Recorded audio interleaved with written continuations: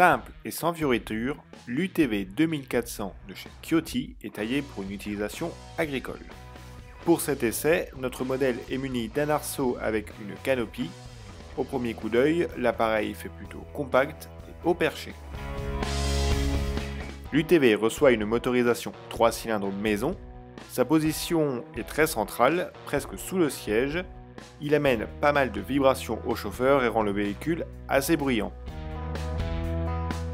La transmission par variateur est équipée de 2 rapports, le levier est idéalement placé et la grille bien étagée, nous passons les rapports sans difficulté. Sur le Kioti, le blocage de différentiel et l'enclenchement des 4 roues motrices sont mécaniques, les 2 actions sont réalisées avec des leviers autour du volant. Le frein à main assez pratique est quant à lui placé sur la gauche. Côté châssis, chaque roue est équipée d'une suspension indépendante triangulée avec une barre stabilisatrice. En cabine, nous sommes un peu perchés. En effet, c'est la plateforme la plus haute du test. Une poignée soudée sur l'arceau facilite l'accès. Pour notre confort de conduite, l'inclinaison du volant et l'avancement du siège du conducteur sont réglables, tout comme la dureté de la suspension du siège.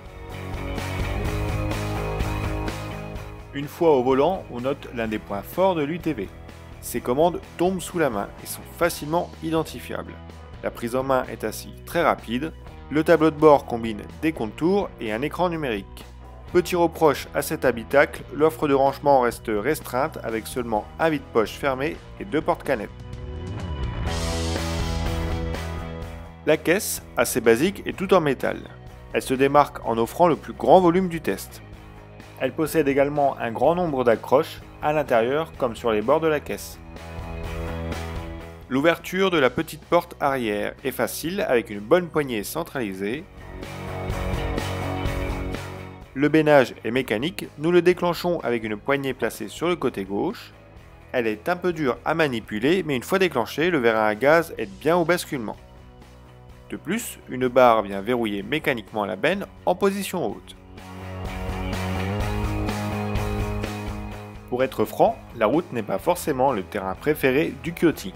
Bien qu'il réussisse à atteindre les 40 km/h, il manque de panache, et cela se confirme dès qu'il est un peu chargé.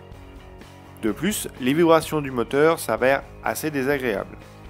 Pour autant, on note de grands rétroviseurs, mais aussi des commandes de phare et des clignotants bien placés.